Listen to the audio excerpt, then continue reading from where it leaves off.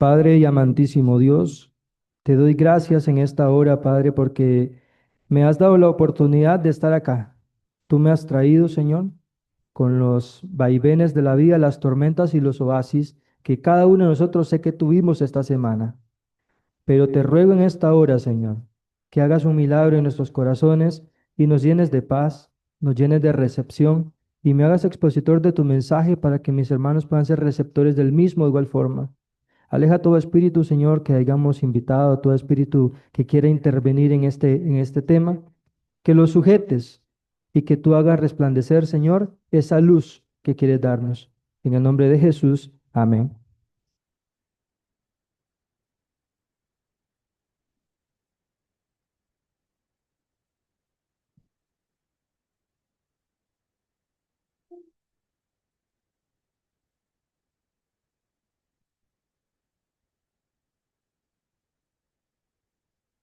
El tema preparado para esta mañana lleva por título, pero antes de, creo que cada uno de nosotros estamos recorriendo 360 y un poco más de días. O mejor dicho, hemos recorrido hasta este momento 365 días, hasta acá. Cada día nosotros cumplimos años.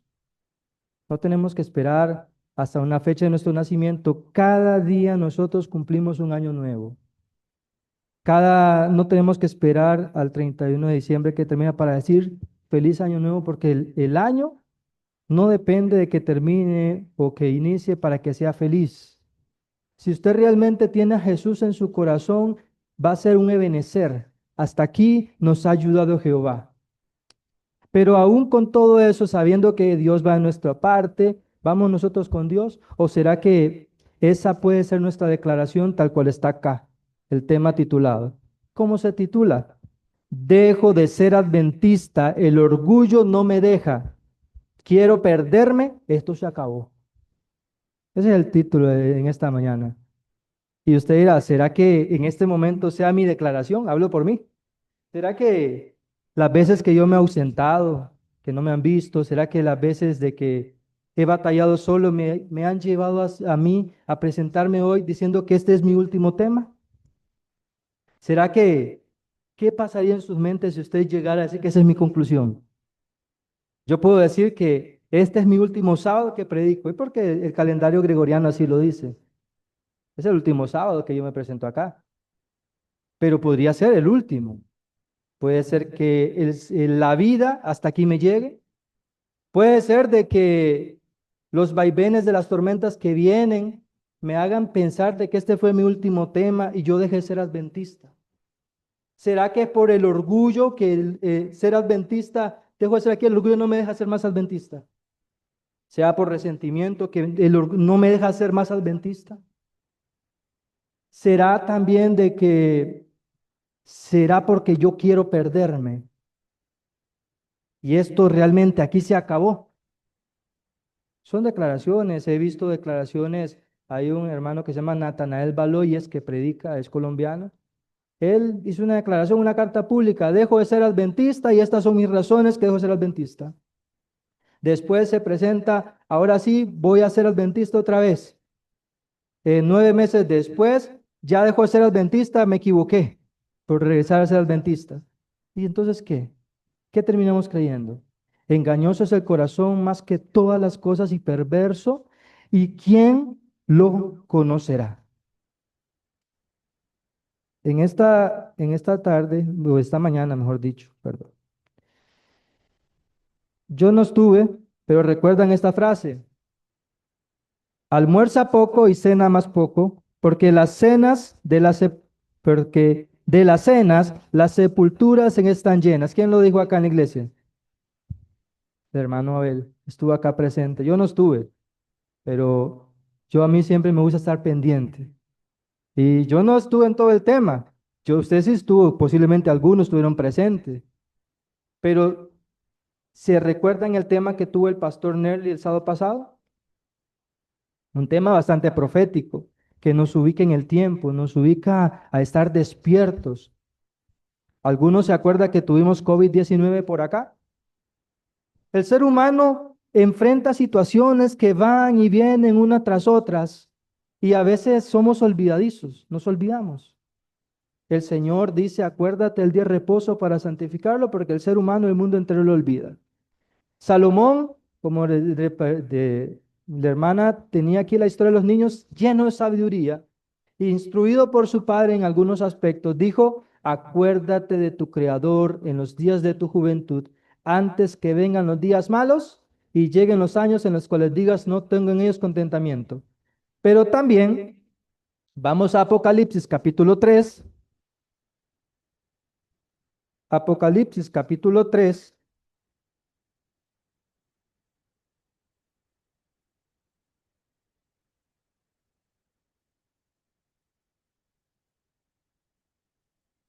Apocalipsis 3:3. Y dice de esta manera, vamos a leer desde el 2. Sé vigilante y confirma las otras cosas que están para morir, porque no he hallado tus obras bien acabadas delante de Dios. ¿Será esa la declaración que va a quedar en el firmamento de este año gregoriano que estamos finalizando? Dice, continúa diciendo, acuérdate pues de lo que has recibido y oído, guárdalo y arrepiéntete, pues si no velas, vendré sobre ti como ladrón y no sabrás a qué hora vendré sobre ti. 2 sábados anteriores, esta cita yo estaba predicando en Nicaragua. Esta frase. ¿Y por qué traigo mención? Porque cada una de ellas tiene la frase acuérdate. Allá, acuérdate el día de reposo. Salomón, acuérdate de tu creador. Pero Juan, que es que se le dio la revelación más maravillosa, dice, acuérdate pues de lo que has recibido. Acuérdate. Porque el ser humano es tendiente a olvidar. Y vamos a ir avanzando respecto al tema. Perdón, me equivoqué acá. Toqué algo que no tenía que tocar. Permíteme. Mm,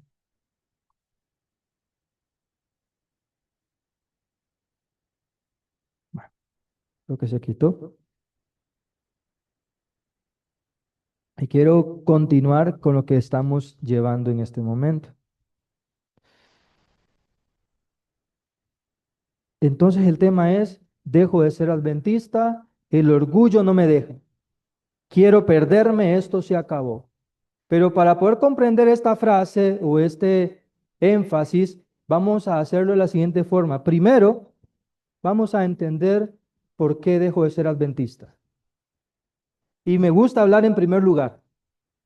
Independientemente, le ruego al Señor que esa no sea mi declaración, pero puede llegar a ser mi declaración y de cada uno de los que estamos acá. Vamos a entender por qué dejo de ser adventista. El versículo que nosotros leímos de lectura bíblica decía que en aquel tiempo o en aquel momento, 7 mujeres echarán manos de un hombre y le dirán, permítenos llevar tu nombre, o mejor dicho, permítenos comer nuestro propio pan, permítenos vestir nuestra propia vestimenta, pero solamente déjanos llevar tu nombre, quita nuestra afrenta. Es fácil, solo tener un nombre. El pastor Nelly ahora decía de que si somos bautizados en nombre de Jesús o en nombre del Padre, del Espíritu, del Hijo y del Espíritu Santo, hacemos bien por uno o por la otra. La importancia del nombre es bastante maravillosa, ¿verdad, pastor? El nombre no es como comúnmente usted lo conoce. Simplemente me llamo Juan y punto. Así me pusieron mis padres. El nombre tiene una misión y el nombre tiene una razón de ser. El nombre del Padre y el nombre del Hijo no es un nombre, es el verbo en acción, es ser. Pero no voy a entrar ahí. Simplemente lo que trato de hacer notar de que llevar el nombre significa mucho más de lo que usted piensa.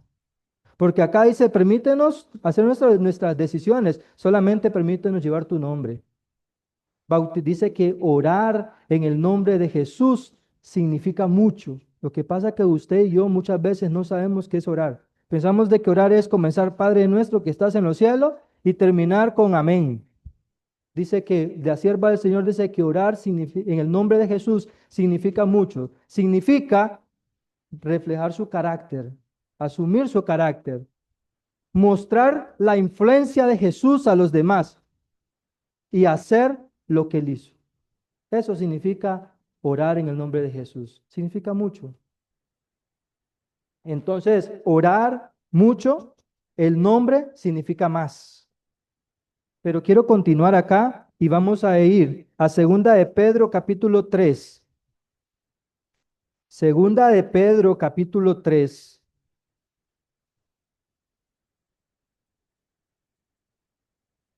y versículo del 3 al 6. Y dice de esta forma: Sabed ante todo que en los últimos días vendrán burladores, andando según sus propias pasiones, y diciendo, ¿dónde está la promesa de su advenimiento? Porque desde el día en que los padres durmieron, todas las cosas permanecen así como desde el principio de la creación. Estos ignoran voluntariamente que en el tiempo antiguo fueron hechos por la palabra de Dios los cielos y también la tierra, que provienen del agua y por el agua subsiste, por lo cual el mundo de entonces pereció abnegado en agua. El Señor, después de que manda el diluvio, hace una nueva creación. Crean un cielo distinto al que era del principio, una tierra con sus elementos muy inferior y distinta a la que había antes. Por eso es de que los arqueólogos, los científicos, cuando se encuentran una partícula pequeña de lo que el Señor tiene guardado, esta tierra tiene millones de años, dice, pero en la pureza de sus elementos, porque cuando la tierra estaba desordenada, dice que estaba al principio desordenada y vacía. ¿Cómo es eso? Pareciera contradictorio, pero desordenado puede estar cuando yo las bancas las pongo allá, los asientos allá, el púlpito allá. Está desordenado porque hay cosas ya. Vacía porque cada elemento no tenía la vida que el Señor quería transmitirle, quería darle. Pero la tierra estaba desordenada y vacía, porque los elementos que tenían esa pureza de millones de años estaban allí, pero no el planeta como Dios lo creó. Eso sí, tiene alrededor casi de completar 6.000 años. Pero pasan las generaciones y si nosotros leemos el versículo 8, este versículo casi siempre me gusta incluirlo en mayoría de mis prédicas, dice así: pero amados, no ignoréis que para el Señor un día es como 1.000 años y 1.000 años como un día. Y usted dice, ¿por qué usar ese texto acá? Porque el versículo que nosotros iniciamos dice 7 mujeres. Me llama la atención el número 7, porque Dios tiene una visión del tiempo diferente a la que usted tiene. Este texto de Isaías 4:1, sé que el pastor puede sacar muchos temas y entrarle de muchas introducciones porque eso tiene un contexto, tiene un por qué existe ese texto. Pero hay muchas formas de abordar este texto y tiene muchas aplicaciones también cuando uno la utiliza. Pero en mi caso, este texto yo quiero utilizarlo en la agenda que Dios tiene programada para el plan de redención y terminar con el pecado que usted mira. 7. ¿Por qué 7? Porque dice, no ignoréis que para el Señor un día es como 1.000 años y 1.000 años como un día. Entonces, vamos a utilizar ese funcionamiento de las mujeres, 7 mujeres, en cantidad de milenio y en cantidad de tiempos periódicos que ha tenido la iglesia. Porque también Juan revela que el mensaje a las 7 iglesias. Profecía, mujer, significa iglesia. Entonces, me permito, por la raíz que me permite, a pesar de que es un texto literario, se puede ser que una poesía, en su momento se cumplió también, pero quiero utilizarla y permitirme utilizar para el plan de redención o la agenda que Dios tiene. 7 mujeres en aquel tiempo. ¿Cuál será ese tiempo? Ubiquémonos tiempo del fin, ¿ok? Me gusta explicarlo así para que podamos entender el tema en esta mañana. Y dice acá, aunque los judíos deseaban el advenimiento del Mesías, no tenían un verdadero concepto de su misión. No buscaban la redención del pecado. ¿Por qué viene usted a la iglesia? Porque quiero ser bueno, porque quiero cumplir, porque siento que Dios me va a bendecir, o realmente usted siente que usted es pecador y que Dios necesita hacerle un llamado personal. Porque si usted viene a la iglesia simplemente para ver qué me bendice Dios, mejor vaya donde el presidente para que Dios simplemente el presidente le cumpla sus caprichos, porque Dios no cumple caprichos. Dios quiere perdonar nuestros pecados porque estamos viviendo en la sexta fiesta en el sexto milenio casi, que es dedicado al hombre. ¿Para qué? Para redención de los pecados, porque estamos viviendo en el día del Yom Kippur, en el gran día de la expiación. Y si usamos la frase, un día para Dios es como 1000 años, el día de la expiación no son minutos, es 1000 años, según la profecía que Dios tiene estipulada. Pero quiero avanzar. Dice así, no buscaban redención del pecado, sino la liberación de los romanos. No sé qué cosa lo oprime a usted, que usted está acá cargando, que usted está llevando, usted está batallando, usted está luchando. Yo no sé cuál imperio te está tratando de tener esclavo, qué vicio, qué deseo, qué sentimiento, qué pensamiento, pero estamos presos desde el inicio, o mejor dicho, desde el tiempo de Cristo hasta acá, seguimos siendo presos del Imperio Romano, porque el Imperio Romano cayó en el occidente de su forma militar, pero su influencia va a llegar hasta el fin del tiempo. No olvidemos eso. Somos una iglesia que cree que en la última lucha que se va a llevar entre Cristo y Satanás va a ser a través del sistema romano hasta el tiempo del fin, hasta que venga la piedra no cortada de mano y destruya los reinos. Todos los reinos han caído, pero esta influencia permanece hasta el final. Esperaban que el Mesías vendría como conquistador para quebrantar el poder del opresor y exaltar a Israel al dominio universal. Así se iban preparando para rechazar al Salvador. Es paulatino. No piense que usted dice aquí, no quiero más con Dios nada. No, primero comienza aquí un sentimiento, una cosquillita que te invita a alejarte. Luego pasa un pensamiento y termina siendo una acción. Porque el ser humano es el único tripartito. Dios es único. Como siente, piensa y así actúa. El ser humano muchas veces piensa o actúa por sentimiento y no piensa lo que hizo. Termina haciendo, no pensó, es que sentí. Usted divide al ser humano en muchas maneras y el ser humano es tripartito mínimamente. Entonces, vemos acá que dice que así se iban preparando, no así llegaron. Se iban preparando, es un proceso para rechazar al Salvador. Porque recuerde que el tema, la primera parte es, dejo de ser adventista. Voy a explicar mis razones por qué dejo de ser adventista. El deseo de toda la gente, página 19, párrafo 1, dice así. Durante más de 1000 años, los judíos habían esperado la venida del Salvador. En este acontecimiento habían cifrado sus más gloriosas esperanzas. En cantos y profecías, en los ritos del templo y en las oraciones familiares, habían engastado su nombre. Y sin embargo, cuando vino, no lo conocieron. El amado del cielo, bueno, ahí que revela la profecía de Isaías, pero termina diciendo, a lo suyo vino y a los suyos no le recibieron. En el tiempo de Cristo, esta gente que durante 1000 años cantaban, mediante 1000 años profetizaban, dejaron de ser adventistas.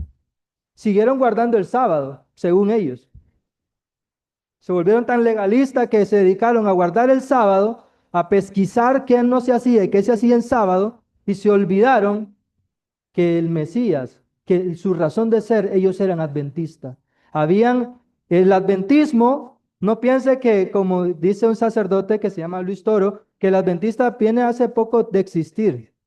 Tal vez físicamente, gubernamentalmente, sí, con su nombre, pero adventista, desde el momento que Adán y Eva caen, dice, enemistad pondré entre ti y la mujer y su simiente, mostrando que iba a venir el Mesías. O sea, desde ese momento Adán y Eva se volvieron adventistas, porque esperaban el advenimiento del Redentor que salvaría al mundo de sus pecados, eran adventistas. Entonces, el mundo cuando viene Cristo deja de ser adventista, el mundo religioso, deja de ser adventista para convertirse simplemente del séptimo día.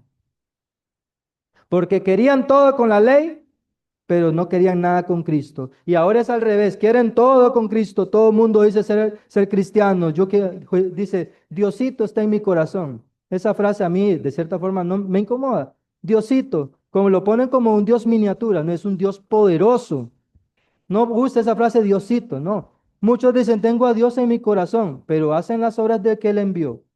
Quieren todo con Cristo en apariencia, pero hoy en día no quieren nada con la ley. Si quiere lo quito, hermano, para que si se va a estar quitando, hermano. ¿Ah?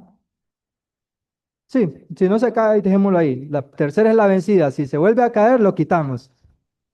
Entonces, se volvieron del séptimo día y no adventista.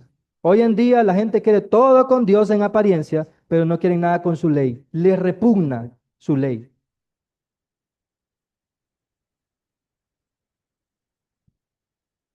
Entonces ahí vimos que los primeros 1000 años eran generaciones, pasaron una tras otra, decía el apóstol Pedro.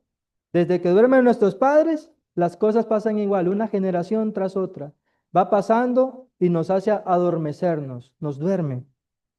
Vimos en la anterior que dejaron de ser adventistas porque se cansaron de esperar.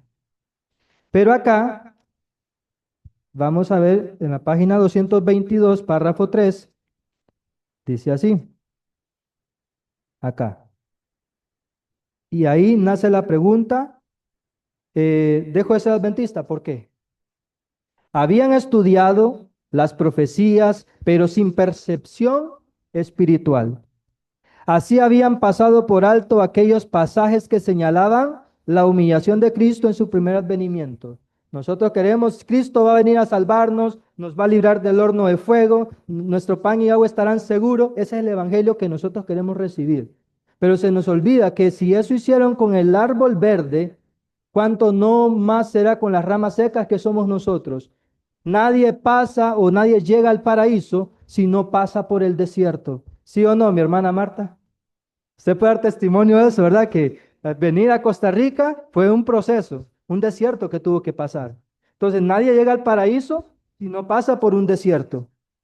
Entonces, tenemos que entender que aquel de antaño, el pueblo adventista pasado, se cansaron de esperar, se cansaron de tener el yugo romano aquí esclavizado, que dijeron, no, mejor unas cuantas concepciones, en puntos comunes de doctrina, nos unimos y listo. Aquí estamos bien mientras no nos molesten.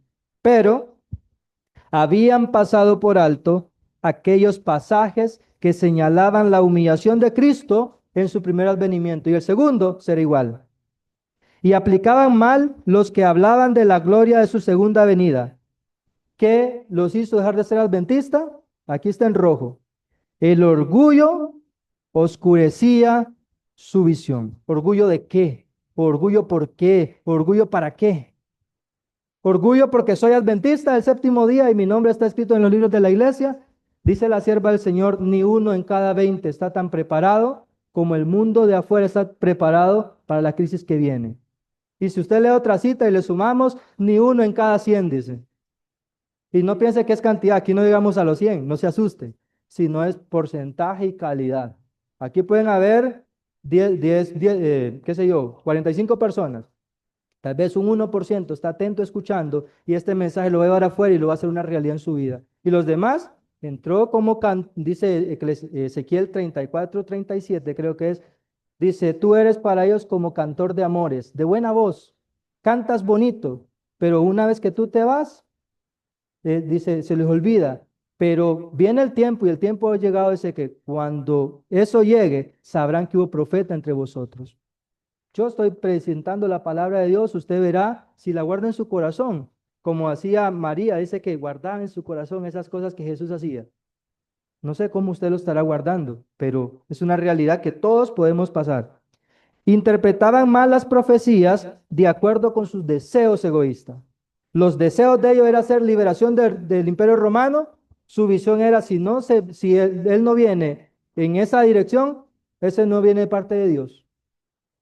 Se les olvidaba cuál era la misión, porque habían olvidado, como dije al principio, el ser humano es olvidadizo y se olvidaron de Isaías 54. 54, ¿verdad, pastor? 55. Pastor, del Mesías sufriente. Isaías 53, se olvidaron de leerlo, o lo leyeron y se les olvidó. El orgullo, sus deseos, los hizo ver en él simplemente una raíz de tierra seca.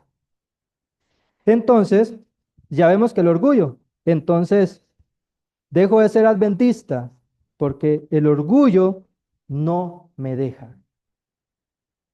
Y vamos a ir a Juan, al libro de Juan, capítulo 1, versículo 11, 1:11, dice así: a lo suyo vino, pero los suyos no lo recibieron. Ya vimos la historia, no lo recibieron. Él llegó a salvarlos y no. Y eso es así, como esa serpiente a sí mismo, porque dice el apóstol Pablo, creo que es en 1 Corintios 11:3 o 3:11, no, 11:3, dice: temo que como la serpiente cautivó los sentidos de Eva, así vuestros sentidos sean entenebrecidos y os olvidéis cuál es la buena voluntad de Dios, agradable, santa y perfecta. Vean, la serpiente desde el inicio, esa serpiente antigua que se llama Diablo y Satanás, esa llega hasta el fin del tiempo, tratando de destruir al pueblo de Dios.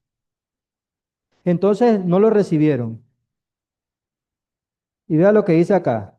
Aquí estamos leyendo, decía de toda la gente, página 32, párrafo 3. Y dice así: la presunción y el orgullo humano quedan reprendidos en su presencia. Si usted todavía tiene orgullo, es porque usted no ha llegado a la presencia de Dios. Usted no ha caído quebrantado la presencia de Dios. ¿Y orgullo de qué? Solo por ser adventista. ¿Orgullo de qué? Solo porque guarda el sábado. ¿Orgullo de qué? Solo porque cuida su apariencia física en vestimenta o los protocolos que tiene que seguir. ¿Eso te hace ser orgulloso? O el orgullo no me hace pedir perdón. El orgullo no me hace perdonar. ¿Qué es el orgullo en mi vida? Cada uno tiene su fase de orgullo. Sin embargo, aquello no fue sino el comienzo de su maravillosa condescendencia.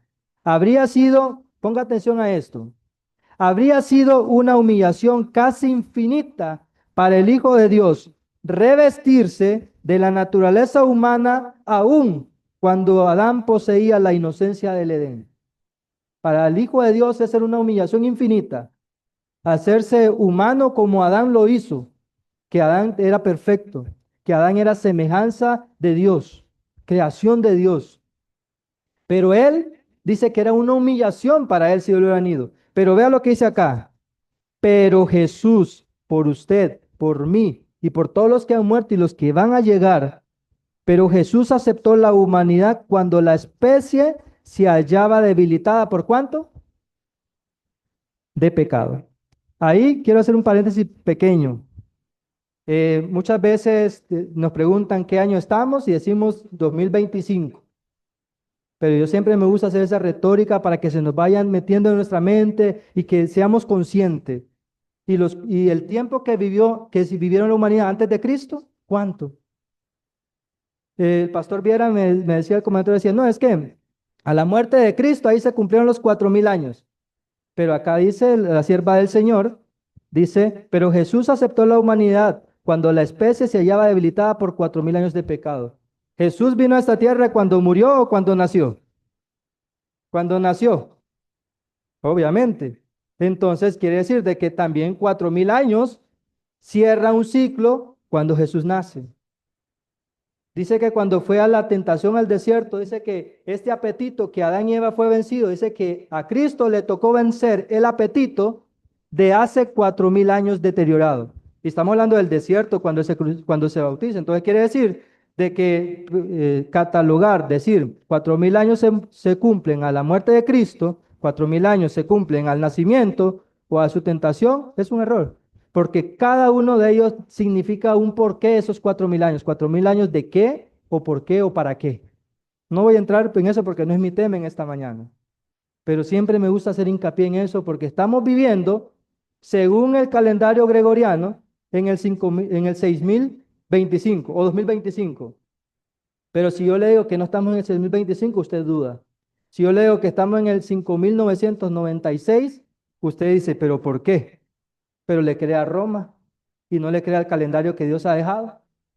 No voy a entrar en ese tema tampoco, pero es para que los dejo con la intención de seguir investigando, porque hay un calendario, y no lo voy a dejar con la duda, el calendario griego, caraíta, dice que estamos en el 5996.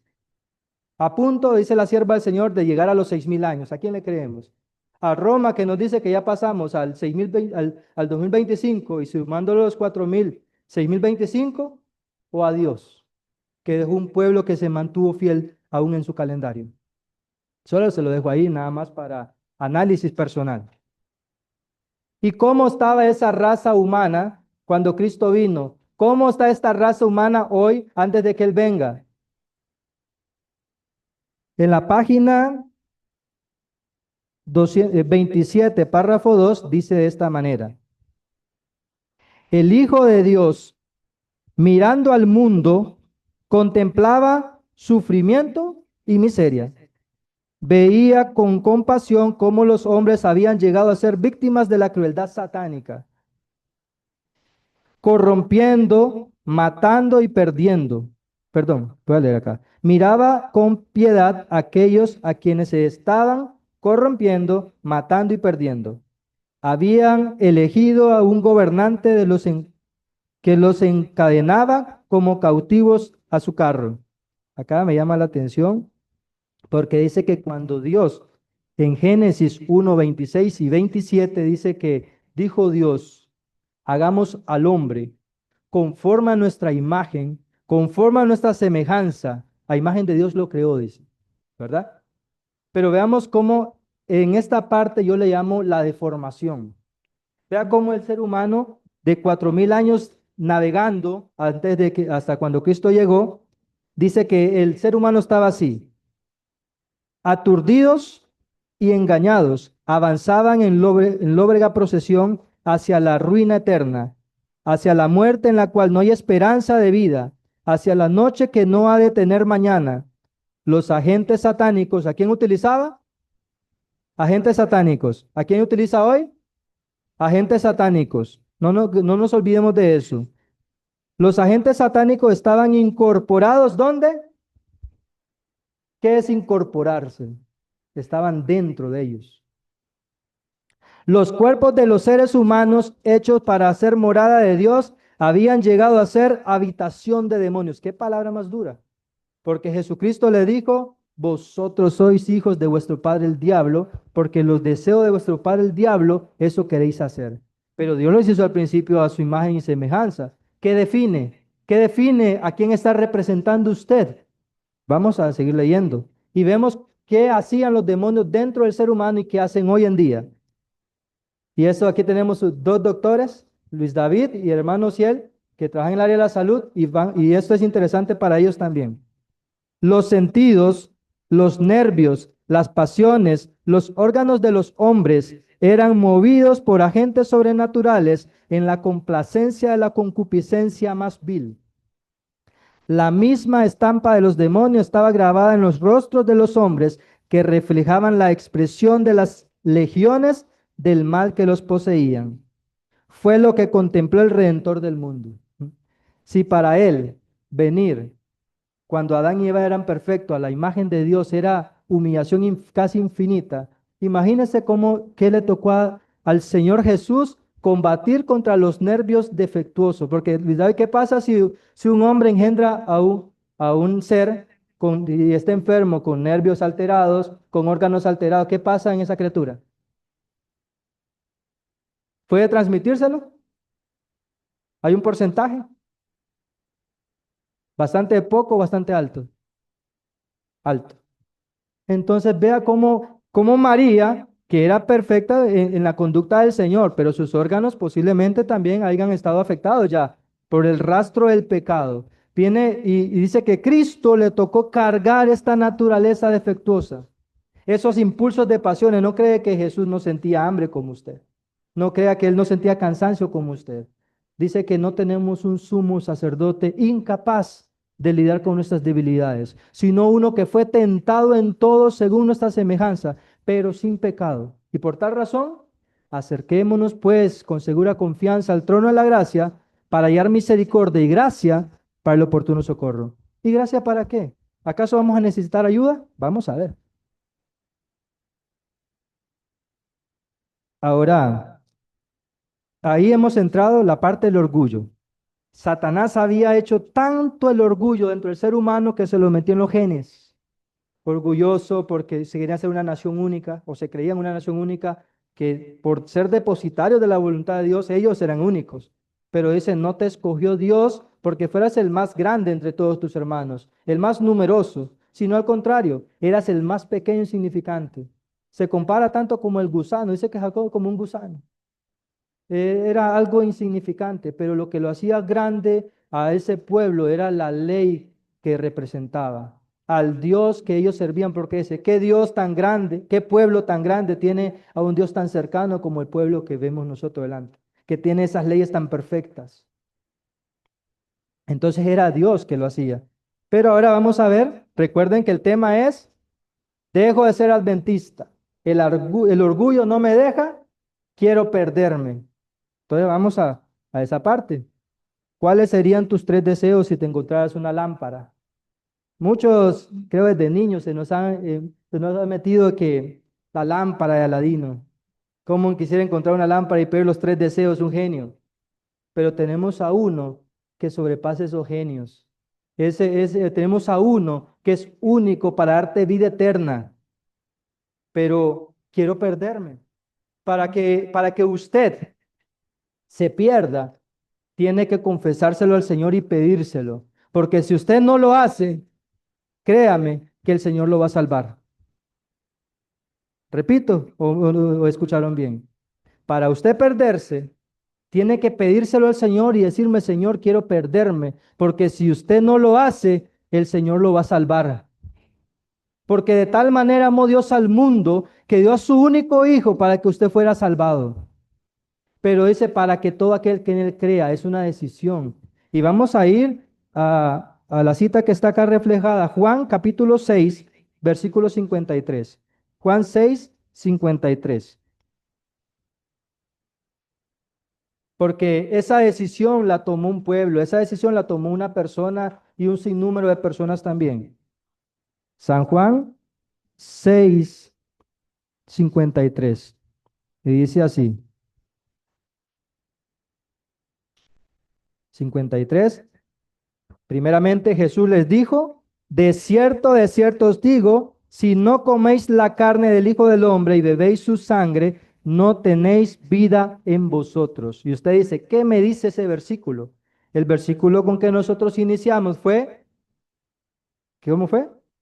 En aquel tiempo, 7 mujeres echarán mano de un hombre y le dirán, permítenos vestir nuestra vestimenta, comer nuestro propio pan, pero solamente permítenos llevar tu nombre, quita nuestra afrenta. Acá Jesús dice, si no comen mi cuerpo, que es ese pan que ustedes tienen que comer, si no me aceptan a mí en su vida, y porque recuerden, a veces nosotros lo vemos como irracional, pero dice que los demonios físicamente habitaban en el ser humano. Pero cuando se trata del Espíritu Santo de nosotros, pensamos que es una metáfora. No, necesitamos que Cristo habite en nosotros para tener vida no eterna, vida interna. Porque el ser humano está a punto de morir o está muerto en sus pasiones y deleites. Por eso es de que uno viene aquí a la iglesia y se está durmiendo. Le da sueño. Porque pasa toda la semana comiendo chocolate, hablando simbólicamente, algunos que también literalmente comemos chocolate. Y cuando venimos a la iglesia un sábado apenas, comer zanahoria o un chile, una cebolla, uy, qué repulsión, porque nuestras papilas gustativas están contaminadas. Así, si los 6 días de la semana usted no se preparó para recibir el sábado, no piense que el viernes va a ser la diferencia. Y si usted no tiene un viernes, no piense que va a tener un sábado usted para prepararse para el Señor.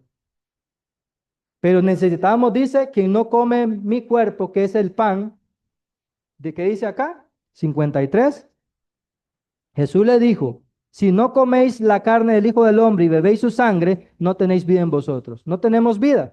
Para expulsar al demonio dice que tenemos que ayunar, porque hay espíritus que no salen si no es con ayuno y oración. Tenemos que dejar de comer lo común para que nos dé hambre, deseo y apetito físicamente y espiritualmente de percibir lo nuevo, lo que Dios quiere habitar en nosotros. Usted puede decir, ay, pan integral, no me gusta. Una cebolla, ay, qué feo. Pero ayune 3 días y no va a ver si lo va a ver apetecible.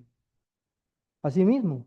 Expulse, deje de consumir lo que Hollywood le vende, lo que le vende la cadena alimenticia McDonald's y toda esa gente. Y va a ver cómo usted va a tener el deseo de refinarse en el Señor. De menos no. Si no ayunamos, hay espíritus que no salen si no es con ayuno y oración. Mateo 27. Vamos a ir a Mateo 27. No se me duerman, mis hermanos, para que esto sea una bendición. Mateo 27, 25 y 26. Y dice así. Y respondiendo, ¿cuántos? ¿Ya llegaron ahí? Mateo 27, 25 al 26. Dice así. Y respondiendo un pueblo, respondiendo un niño, respondiendo un adulto, una mujer, un anciano, respondiendo todo el pueblo, dijo, su sangre sea sobre nosotros y sobre nuestros hijos. Pero Jesús dijo, quien no come su pan, quien no bebe su sangre, no puede alcanzar vida eterna. Y aquí dice, no, que su sangre caiga sobre nosotros, pero la sangre era como aquellos que dice que me he visto con aceite para que pase sobre mí y nada. Ellos dijeron que la sangre pase sobre nosotros y no sobre nosotros, sino sobre nuestros hijos. Entonces le soltó a Barrabás y habiendo azotado a Jesús lo entregó para ser crucificado. Ahí vemos un detalle interesante. Quiero perderme. Esa fue la respuesta que ellos dijeron. Porque Jesús vino a salvar lo que se había perdido. Recuerde, dejó de ser adventista, el orgullo no me deja, ya vimos que el orgulloso que eran ellos, y decía, ¿cómo decía lo demás? Quiero perderme. Porque aquí ellos aceptaron a Barrabás en vez de a Cristo. Usted tiene que decidir por qué se quiere perder. ¿Será que vale la pena por lo que yo estoy dejando de servir a Dios? Mi estudio, mi trabajo, mi casa, mi posición, mi. Dice que es necesario que yo mengue para que Él crezca. El yo debe morir. El único yo que debe existir es el yo soy en nuestra vida, que es un verbo en acción. Leo acá para ustedes. Se les había permitido a los judíos conservar la forma de un gobierno separado, pero nada podía disfrazar el hecho de que estaban bajo el yugo romano, ni avenirlos a la destrucción de su poder, restricción de su poder. Los romanos reclamaban el derecho de nombrar o remover al sumo sacerdote. Vea, si esto es más delicado de lo que usted cree, porque ahí no se encargaba el Imperio Romano de poner de un rey, de quitar un gobernante, no, de sustituir al sumo sacerdote. El sumo sacerdote es Cristo que intercede por nosotros en esta última hora del juicio. Pero viene un poder y dice, no, ahora yo pongo un sumo pontífice, le llamo, que todos le llamen papa, que va a estar sobre todos. Entonces escogen a Barrabás en vez de a Cristo. También quieren ser liberados de ese yugo también. Pero dice que ellos se encargaban aún dentro de la iglesia de nombrar gobernantes.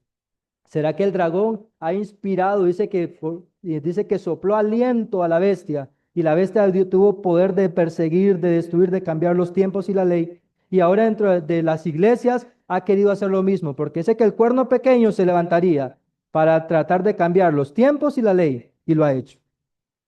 En muchas iglesias. Dice así. Para poderlo hacer, dice que este cargo se conseguía con frecuencia por el fraude, el cohecho y aún el homicidio. Así el sacerdocio se volvía cada vez más corrompido. Sin embargo, los sacerdotes poseían un gran poder y lo empleaban con fines egoístas y mercenarios. A pesar de que eran puestos ya no por Dios, Porque muchas veces la junta se levanta y vamos a orar para los nuevos nombramientos. ¿Será que Dios se manifestó ahí? ¿O si o realmente fue mi punto de vista humano que pone ancianos, diáconos y todo lo demás? Es algo para evaluar internamente y que nosotros realmente le digamos, Señor, ayúdanos, porque el espíritu del dragón todavía se respira en el entorno que nos envuelve. El pueblo estaba sujeto a sus exigencias despiadadas y también a los gravosos impuestos de los romanos. Ahora, el pueblo ya no quería nada, ya estaban obstinados, ya no querían que lo gobernara nadie, no querían nada con Dios, perdón, no querían primeramente nada con el gobierno y por último no queremos nada con Cristo, que su sangre caiga sobre nosotros. Preferimos a Barrabás, que es sinónimo del homicidio, Barrabás, que es sinónimo del cohecho, como hacían para poner gobernantes como sumos sacerdotes. Recurrían a eso porque ellos se identificaban con Barrabás. Ellos aceptaron a Barrabás y no a Cristo Jesús, pero no creas en esta hora que tú te escapas de lo mismo. Si tú y yo no escogemos a Cristo y escogemos a Barrabás disfrazado de lo que exista, no piense que va a ser sin consecuencia, porque vea las consecuencias que le vino al pueblo. Y acá, primeramente quiero ir a Apocalipsis. Apocalipsis. Esta parte del tema viene siendo la conclusión que este se puede decir que son los, los estelares de la prédica que iba a hacer, pero el Señor me cambió la prédica para esto que hemos compartido hasta acá, porque van a ser los estelares para que usted vea la segunda parte de esto. Acá dice, la obra de preparación es una obra individual. No somos salvados en grupos. La pureza de la devoción de uno no suplirá la falta de estas cualidades en otro. Si bien todas las naciones deben pasar en el juicio ante Dios, sin embargo, Él examinará el caso de cada individuo de un modo tan detenido y penetrante como si no hubiese otro ser en la tierra. Cada cual tiene que ser probado y encontrado, sin mancha, ni arruga, ni cosa semejante. Pero para poder entender esa parte de las naciones, dije que voy a leer acá solamente por razón de tiempo, Apocalipsis 1, 10 y 11. Y dice así, estando yo, dice el apóstol Juan, en el día del Señor, oí detrás de mí una gran voz como de trompeta. Ahí aclaro y explico rápidamente, tácitamente, que en la antigüedad y durante el tiempo actual, cuando dice aquí el día del Señor, muchos dicen que viene hablando del domingo, otros dicen que viene hablando del sábado, y otros tienen la noción de que viene hablando el día del Señor, aquel día cuando Él viene como con horno de fuego, como trompeta fuerte. Esos tres aspectos son los que se mantienen. Y tanto el sábado como el de ese día del Señor son válidos para utilizarlo acá, por el contexto griego que tiene. Pero no quiero entrar ahí, simplemente quiero ubicarlos en ese día, porque dice así, el versículo 11, que decía, yo soy el alfa, que es el principio, y omega, el primero y el último, escribe en un libro lo que ves y envíalo a ¿cuántas iglesias? ¿A cuántas iglesias? ¿Están siguiendo conmigo la lectura?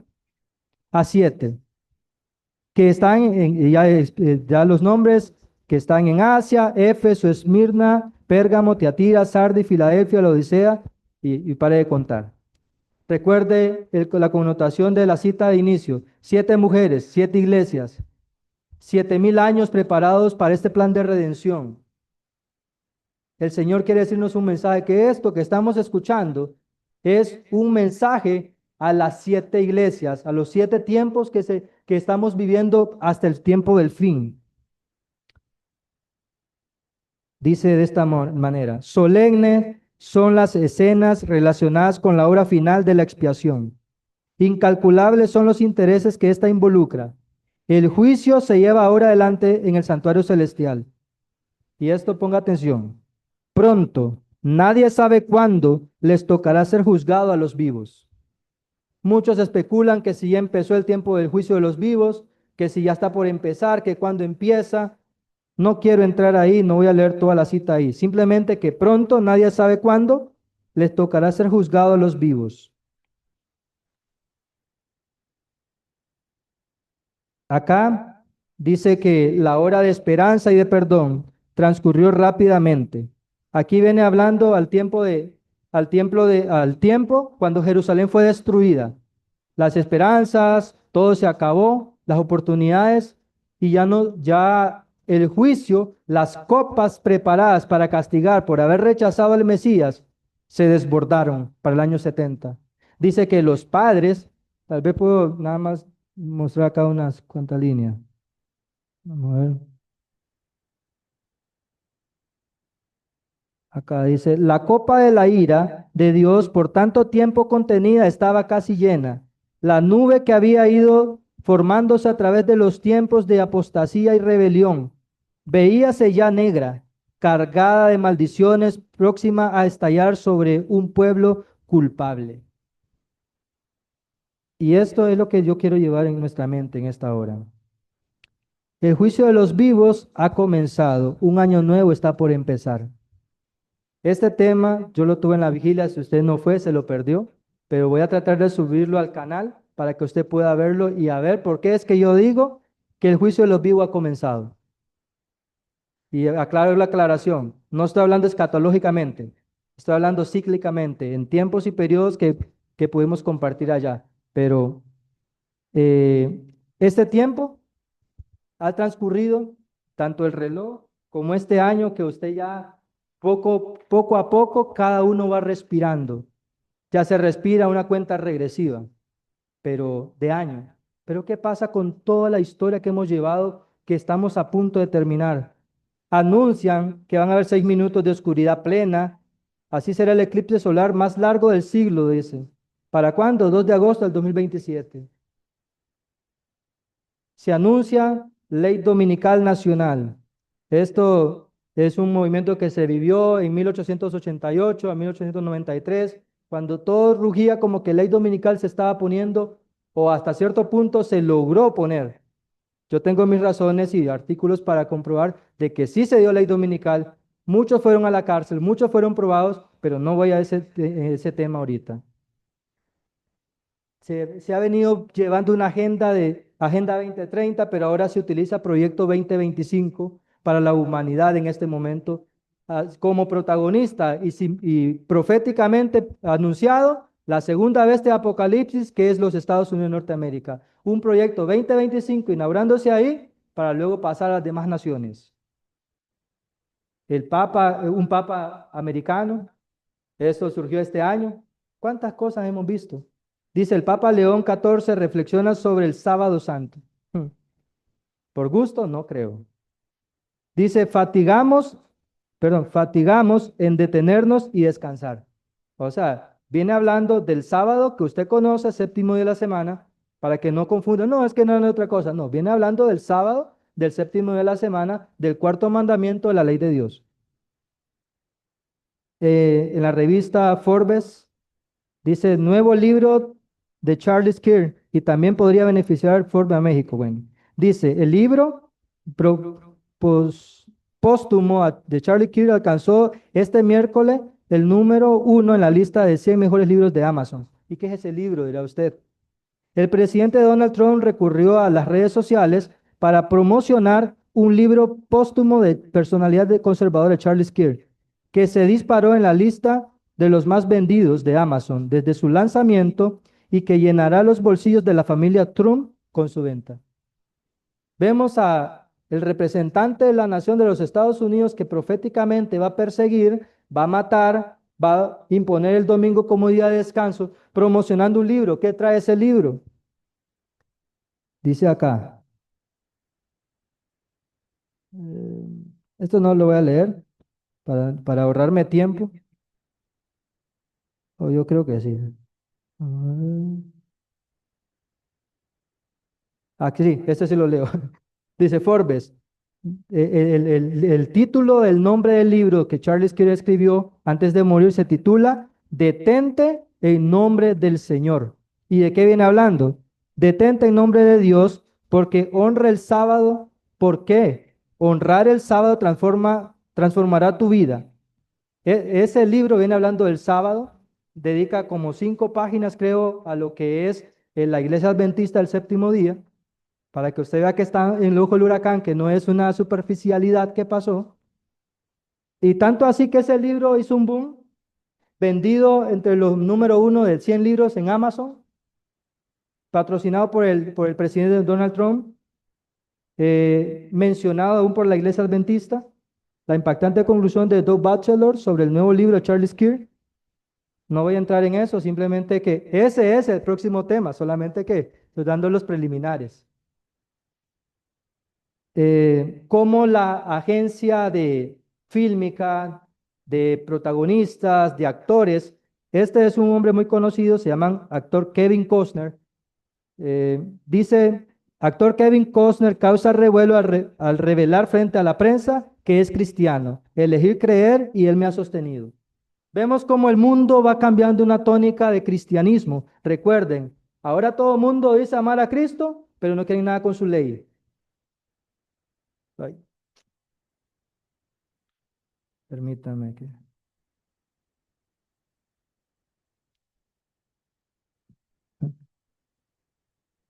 Eso pasa cuando estamos en vivo. Aquí no hay nada de copia, copyright.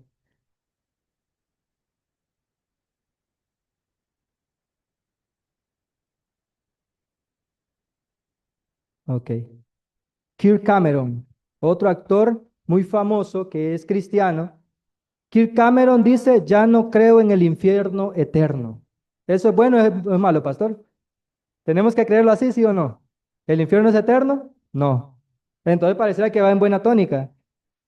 Dice, Kirk Cameron aclara su postura sobre la condenación eterna y anuncia planes para una mesa redonda. O sea que, igual que Charles Kirk reunía masas para defender sus verdades, este hombre también lo piensa hacer.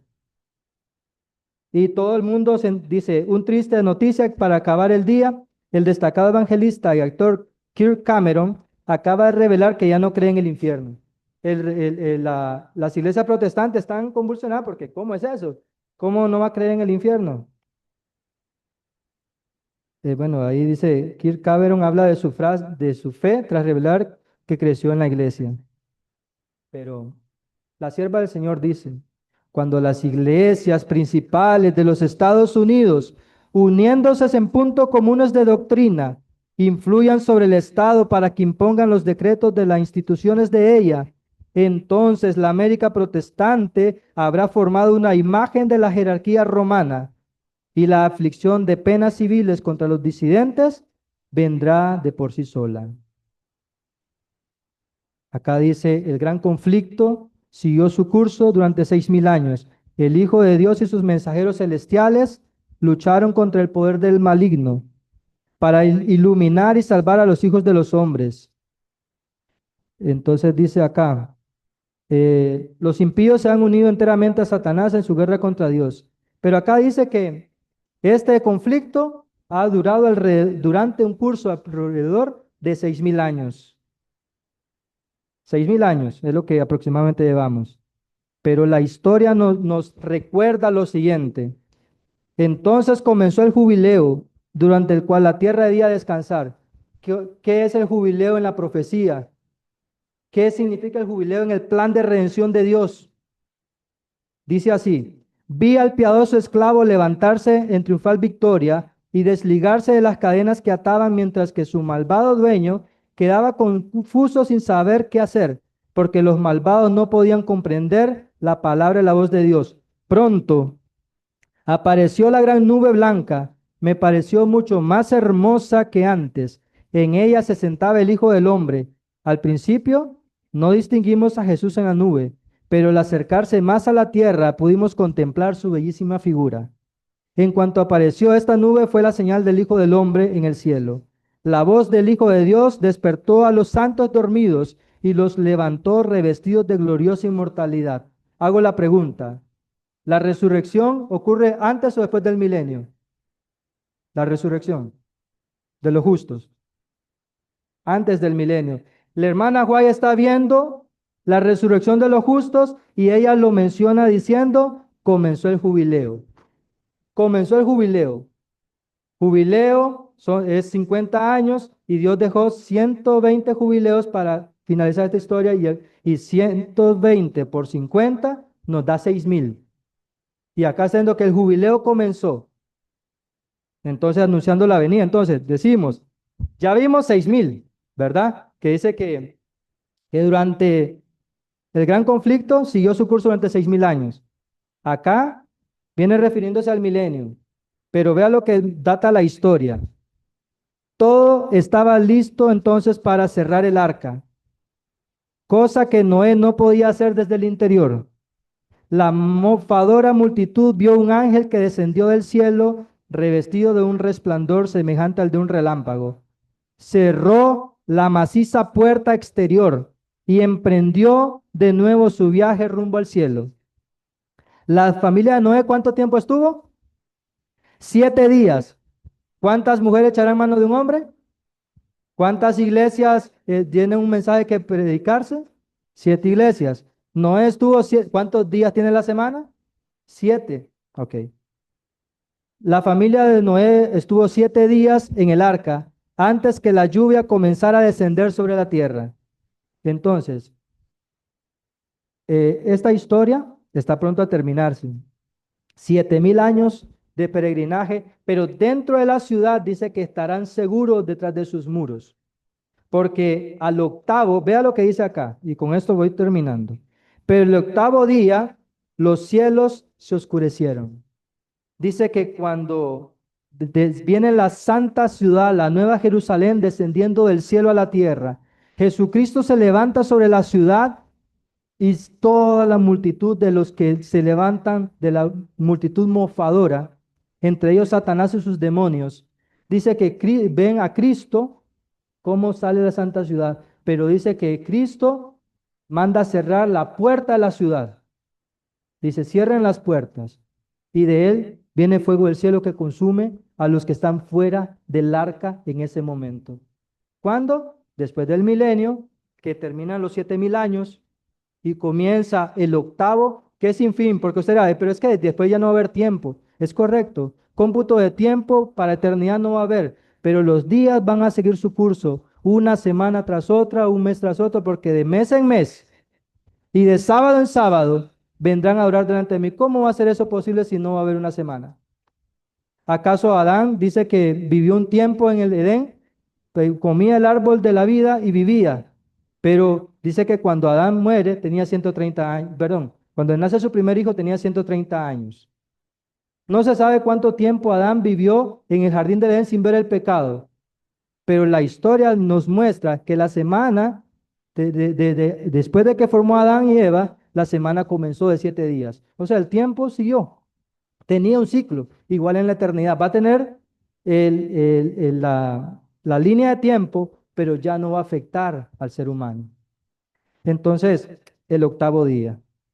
No quiero agotarlo porque sé que esto no es para agotar a nadie, pero ¿aceptarán nuestros jóvenes el santo cometido de mano de sus padres?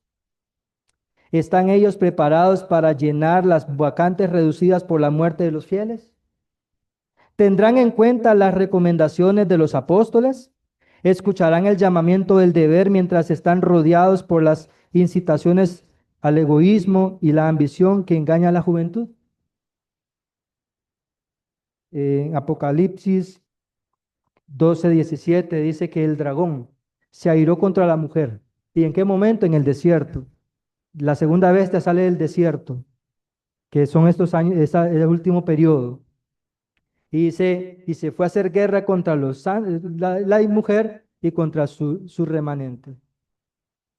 Hay un lema mundial que se está llevando ahorita y es, venimos por tus hijos. Y esa declaración es una rebelión contra Dios y contra nuestras familias. Porque Dios bendijo 2 monumentos en el Edén, la familia y el santo sábado. Vino el espiritismo, no morirás, y dice la sierva del Señor que merced a 2 grandes errores o errores capitales, la de la inmortalidad del alma y de la santidad del domingo, prenderá a los fieles. Pero antes de eso, recuerde que el ataque va primero para la familia, porque él destruyó la familia primero, desunió a Adán y Eva, para luego falsificar y batallar contra la adoración que fue el espiritismo. Al último tiempo va a ser igual. Que el Señor les bendiga, que el Señor les guarde y que permitamos comer su pan, beber su agua, vestir su vestimenta, que es a través de la sangre del Cordero que la vamos a purificar para poder tener esa vida eterna que Él quiere darnos. Que el Señor les bendiga.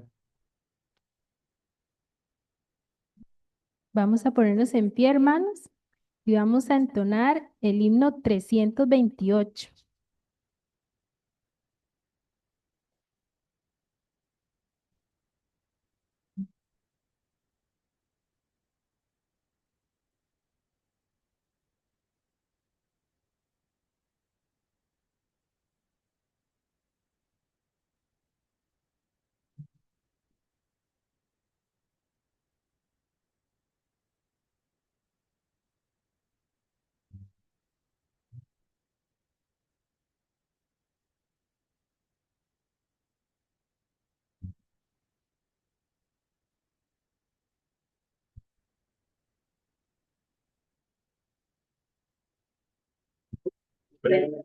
Os junto al río, somos cristalinos, huyemos argentinos desde el trono de nuestro Dios. Por siglos congregaremos en la ribera hermosa del río, cuyas somos vivas del trono de nuestro Dios.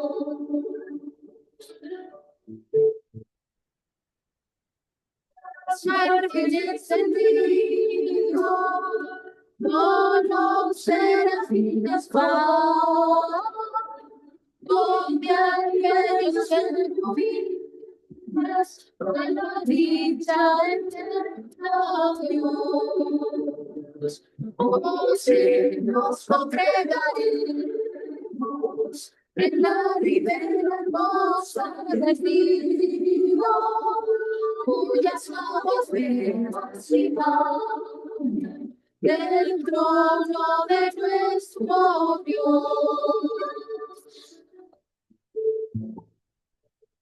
Antes de llegar al río, nuestros cargas han de libres todos quedaremos por la gracia del Señor. Si nos congregaremos en la ribera hermosa del río, cuyas aguas vivas y van del trono de nuestro Dios.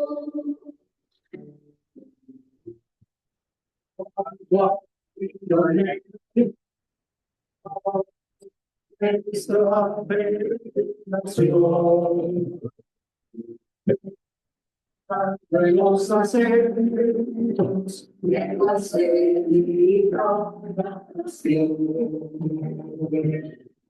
si nos congregaremos en la ribera hermosa del río, las aguas vivas y van del trono de nuestro Dios.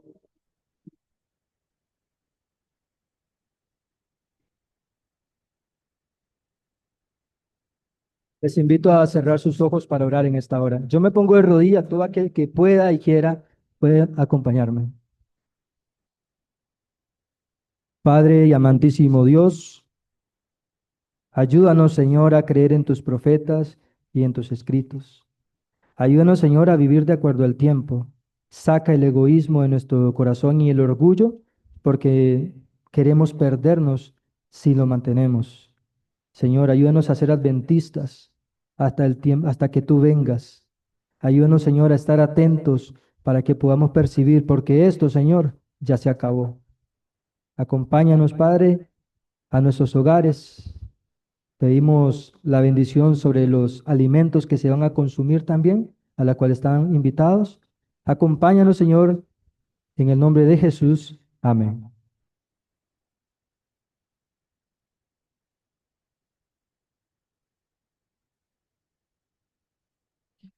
Bien, mis hermanos, creo que vamos a pedir las instrucciones del hermano Luis, creo, ¿verdad? Que viene. Y ese era el próximo tema. El juicio de los vivos ha comenzado, un año nuevo está por empezar. Esto se acabó. Para que esperen la segunda parte en su momento. Gracias, hermanos Jaciel. Yo creo que los hermanos tienen que irnos preparando, tenemos que prepararnos para cada tema, hermanos. Las instrucciones serían, hermanos, que los diáconos que por favor saquen las sillas, estas mesas para acá, hermanitos, por favor, para que puedan todos compartir. Estamos todos invitados, hermanos, amén, para que nadie se vaya a su casa, hermano. Almuercen y si tienen que ir a su hogar después, está bien, excelente, hermano. A las 3:30 recuerden, hermano, sociedad de jóvenes, hermano.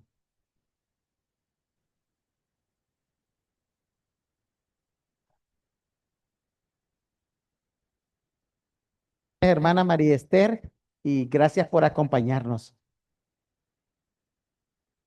Dios les bendiga a todos.